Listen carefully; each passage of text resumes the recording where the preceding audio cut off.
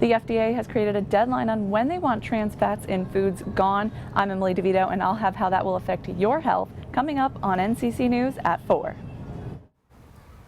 A Cavalier convenience store closes down today after boldly saying that they would stay open despite citations from the city to shut down. I'm Brad Spellich, and I'll have more on that coming up at 4 o'clock.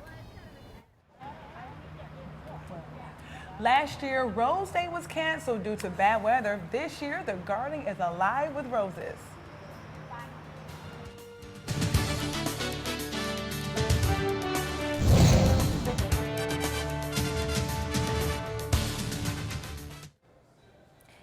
Celebration of roses at Thornden Park. I'm Waldy Diaz. And I'm Catherine Witherspoon. We'll get to that coming up. But for now, some stores in Syracuse have been cited following inspections while others are trying to avoid being shut down. That's our top story.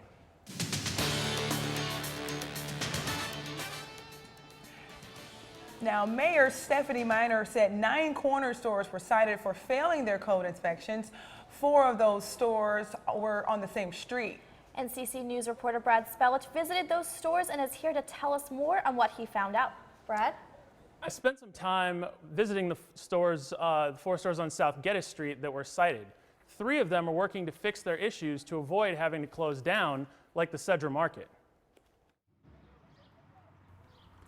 2 Syracuse convenience stores didn't open their doors today, closed down due to failing their code inspections. One of those is the Cedra Market, which has gained notoriety for claiming they were going to remain open despite the city's order to close.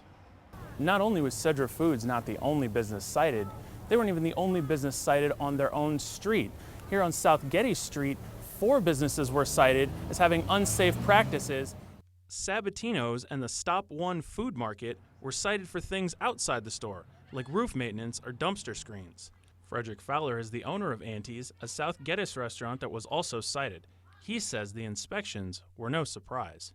I've been open almost 4 months, and my first inspection costing me $2,200. So I'm pretty much up to par with my inspections, bro. So. The restaurant did have some issues, including this electrical cord that was dangling near the entrance. Fowler says he understands the penalties, but wishes there was another way to work with small business owners. I wish that whoever is in charge could think of a better strategy to promote small businesses by giving them a little more leniency regarding to the citations and all the permits and the red tape we got to cut through. I mean, it's just like, it's hard, but nothing's worth fighting for that's easy. So. I tried to speak with the owner of Cedra Foods. He declined to comment, but did say off the record that they're doing what they can to reopen as soon as possible. And Brad, what did the store owners you spoke with have to say about Cedra closing? Well, he said it's something that they all fear because when they get the initial warnings, it's a little bit of a difficult situation because they need to keep the business open to make money, to fix the things that are wrong, but they have to shut the business down in order to fix some things. So they kind of understood, but definitely don't want their own businesses to get to that point. That was NCC News reporter Brad Spellich. Autopsies are scheduled to determine the cause of death of the 2 men whose kayaks overturned on the Seneca River in Baldwinsville. As of right now, there is no confirmed cause of death. Emergency crews recovered the bodies yesterday about 2 miles from the dam where their kayaks capsized. The Onondaga County Medical Examiner's Office identified the bodies as brothers Robert and Joseph Meade. The pair disappeared on Saturday and are presumed to drown. An upstate district attorney says the woman charged with helping the murderers escape discussed with them a murder for hire. The Clinton district attorney says Joyce Mitchell talked to inmates David Sweat and Richard Matt about killing her husband. Both Mitchell and her husband work at the Clinton Correctional Facility in Dannemora. Prosecutors says Mitchell agreed to be the inmate's getaway driver, but later changed her mind. Mitchell is in jail. Sweat and Matt escaped from the maximum security prison on June 6. The city of Syracuse may build its own high-speed internet network. City officials want residents and businesses to take a survey about the speed and cost of their internet service. This survey will help a consultant decide if the city should build its own network. This year's budget includes $500 million to enhance broadband to underserved neighborhoods. New York State is adopting new laws to improve how sexual assaults on college campuses are handled. The plan now includes not just public institutions, but private schools as well. Syracuse University Detective James Hill says SU already takes these crimes seriously. Officer who goes out, speaks to, the resident halls, the fraternities, the sororities, the different departments on campus, and plus the students, the incoming students now have to take, I believe it's some type of, read some type of document regarding sexual assault and relationship violence where it's mandatory. The food and drug industry wants to phase out unhealthy trans fats in foods. NCC News reporter Emily DeVito found out if this will change the way people shop. The FDA has given the food industry 3 years to eliminate artery clogging trans fats foods, and they hope this plan will save thousands of lives a year and make it easier to find healthy foods at the grocery store. Trying to find low-fat foods may soon become easier. The FDA is planning to eliminate unhealthy fats that can raise people's cholesterol levels and risk of heart disease. Kind of need to get back to more organic type foods and less processed foods, things like that. The FDA hopes by making this change by 2018, they can prevent an estimated 20,000 heart attacks each year. And for some families that have already been affected by heart disease, this will make life a lot easier. I have a family of heart disease, history of heart disease, so I've been doing this for pretty much my life, trying to avoid foods, though it's been very, very difficult up until now. It makes it easier, and it'll make it easier for me in the future. Trans fats can be found in food favorites like popcorn, frozen pizza, and chocolate frosting. Companies use this ingredient to keep food on the shelf longer, and now companies are going to be dishing out a lot more money to find an alternative. The agency estimated the transition will cost food manufacturers about $12 billion and $200,000 per product. But D'Orazio says you can't put a price on health knowledge. I think people don't realize what they're eating, and they don't realize how harmful it is to our health.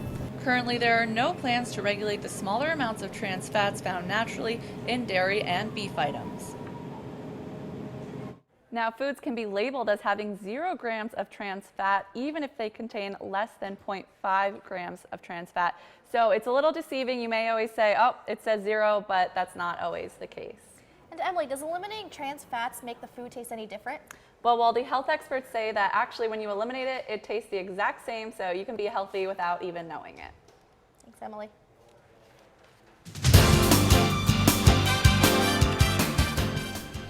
It looks like another beautiful day out. Charlie, is the sun finally here to stay? Yes, Kat. If you remember your walk to the bus stop this morning or over to the car on your way to work, it was a little warmer out here, but we had a little bit of breeze. That breeze has kind of left us as the day has went along. And if you remember this afternoon, it was definitely a lot warmer. Right now, our temperatures are at 74 degrees with the barometer at 30.10. Humidity is at 54%. It's pretty cloudy out here, which is very different. I feel like we've had a lot of little things from a little bit of humidity and a little bit of sun and a little bit of clouds now.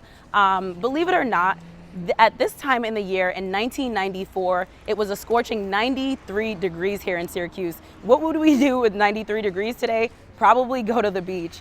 But coming up at 5, I'll have a little bit more about what we can expect for tomorrow and for the rest of the weekend. Back to you in the studio, Kat.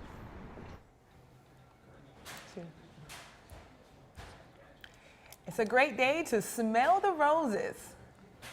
That's right, Waldy, and our very own Geoff Chiles is at the Thornden Park Rose Festival. I'm sure smelling a dozen of them. Jeff? No, you're fine. It's just, there's a double box all the way from the beginning. So I didn't know if my mic was on.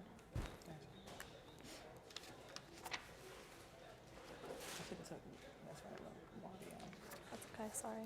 No, it's okay. I can't hear anything he's saying. 201, where am I? You should be here, because it's another double box. Oh, okay, that makes sense.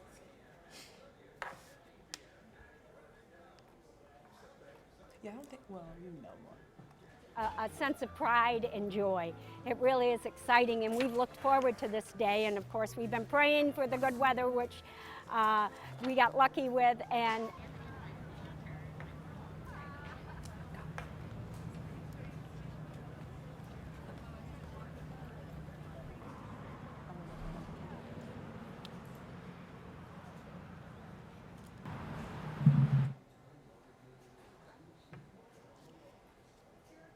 I must say, Jeff, I'm in love with flowers, especially roses. I can almost smell them here in the studio. Were there any new flowers this year, and how beautiful are they?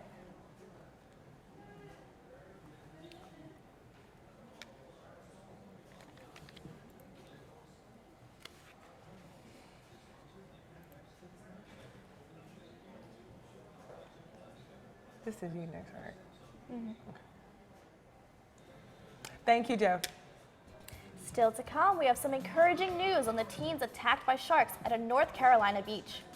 Plus, a third grade teacher resigns in North Carolina after reading a controversial book to his class. We'll take you around the world and across the nation after the break. So I don't know if you're wearing the weather mic, and I'll put this back on. I guess. Okay. No idea.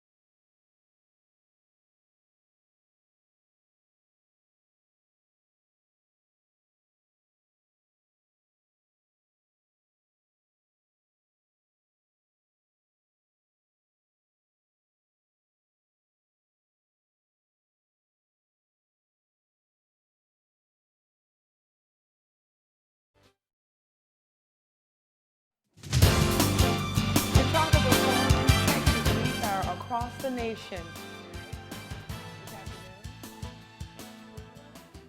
Across the nation. The tropical storm in Texas leads our news across the nation this afternoon. The tropical storm Bill is now tropical depression. The storm made its way to central Texas since roaring ashore on Tuesday. No injuries have been reported. However, officials have called for voluntary evacuations in the area of southern Texas, where the residents there were affected by the Memorial Day floods that swept away hundreds of cars and homes. The North Carolina teacher who read a book about two gay princes to his third grade class has resigned. His resignation comes a month after the controversy. The former Eflin Cheeks elementary school teacher says the book was a lesson about tolerance. We have positive news to share regarding the teens who were attacked by sharks off the North Carolina coast. 13-year-old Kirsten Yao, whose arm was torn off by the shark, well, her family says she is expected to keep her leg. And the second victim, 16-year-old Hunter Treschel, is now talking about that life-changing attack. Just in about waist-deep water, I would say. My cousin, like I said. And I felt this kind of hit on my left leg, like it felt like like normal, like there's a big fish. The Colorado Springs teen says he will try to remain positive and live a normal life despite losing his hand. The Tbilisi flood is the top news story around the world this afternoon. An endangered white tiger that killed a man in Tbilisi, Georgia, was shot and killed today. The Minister of Internal Affairs rep said the tiger was one of hundreds of wild animals that escaped the city's zoo after the severe flooding in the country of Georgia. So far, 19 people have died from the storms and 6 are still missing. The zoo administration said that another tiger was still on the loose. While many parts of the world are buried underwater, North Korea is experiencing the worst drought in 100 years. The official Korean Central News Agency is saying the drought has caused about 30% of its rice paddies to dry up. Normally, young rice plants are partially submerged in water during the early summer. Over 700 schools students from all over the world are in Oswego this week to share their smarts and their culture. That story when we return from the break. This is a lot harder than people think.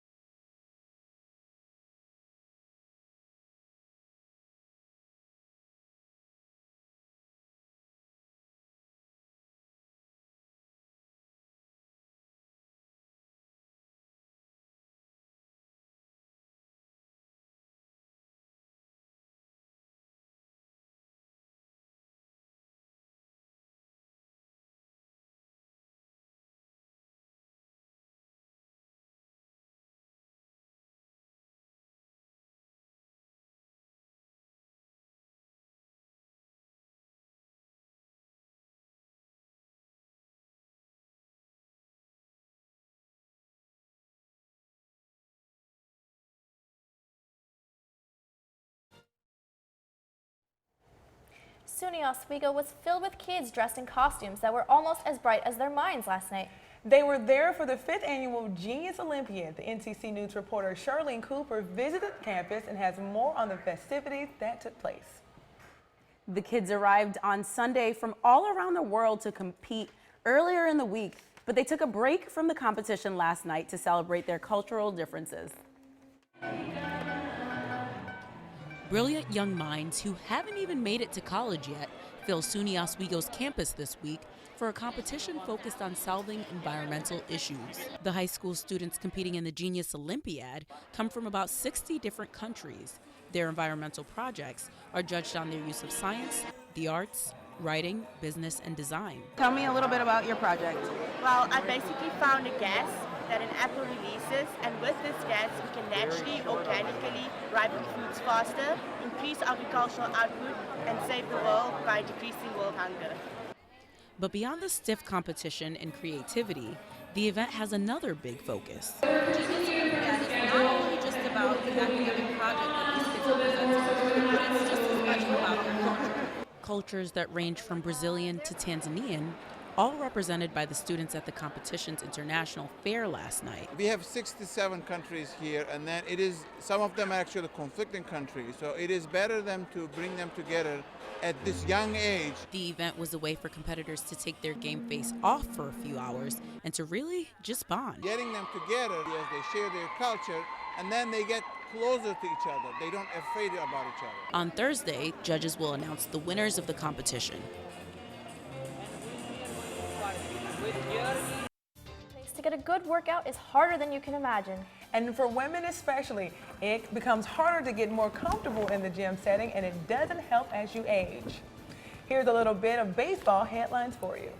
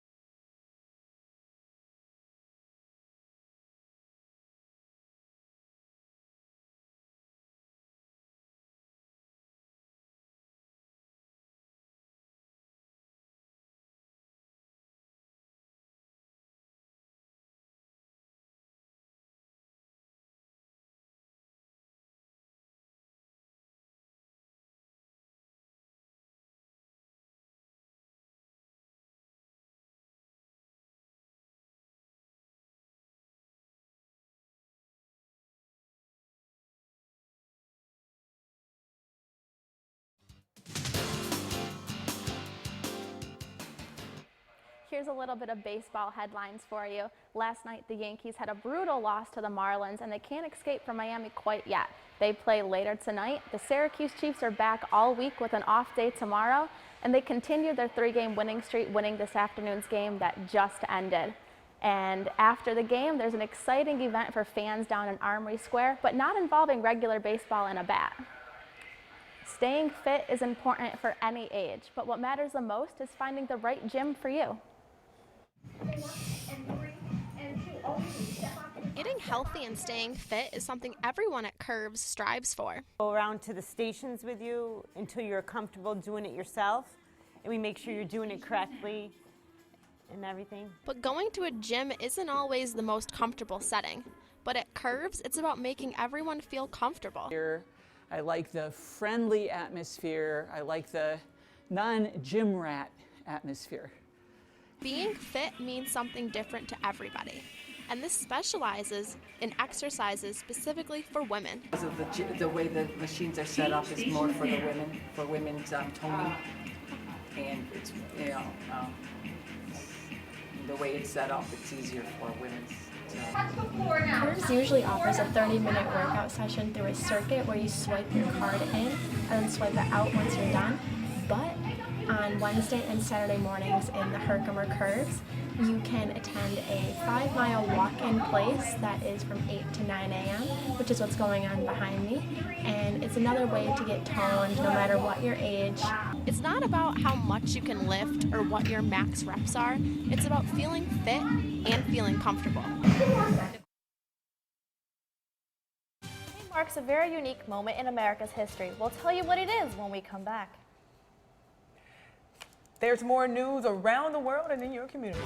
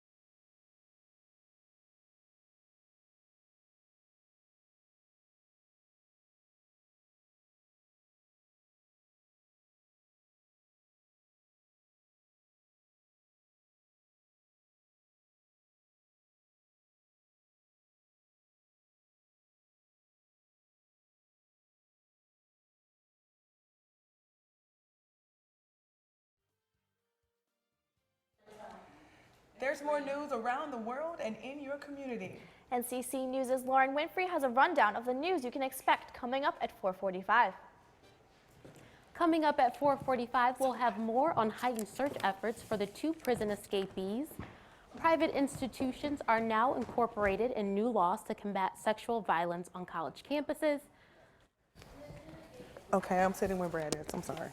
Brad, she's No, you're supposed to be in the middle. All that and more coming up next on 4:45. Waldy and Kat, back to you. And coming up at 4:45, as we saw that the new laws to combat sexual violence on college campuses are coming up. So the statue of already? I hear it's the anniversary. Yes. Can you guys believe 130 years ago, the statue of I know. I'm excited about that. Have you been? I haven't actually. I've been. I was on the Hudson and we went past it, but I've never actually been inside it. But it's amazing statue. Thoughts? I haven't been I either. haven't been in. I lived there Unfortunately. for a summer in New York City, and I had yet to go. Yeah, I'm embarrassed. I forgotten. lived there I for 2 know. years. Really? Never went. Would love to go someday, but The Georgia girl, I've actually gone, but my only thought is... well, that's because you were a tourist. Yeah. My only thought is for 130 years, can she please get another position? I know. At least switch arms, right? At least switch arms. Thank you guys for joining NCC News at 4 p.m. I'm Catherine Witherspoon. And I'm Waldy Diaz. It's been a pleasure having you. Enjoy your evening.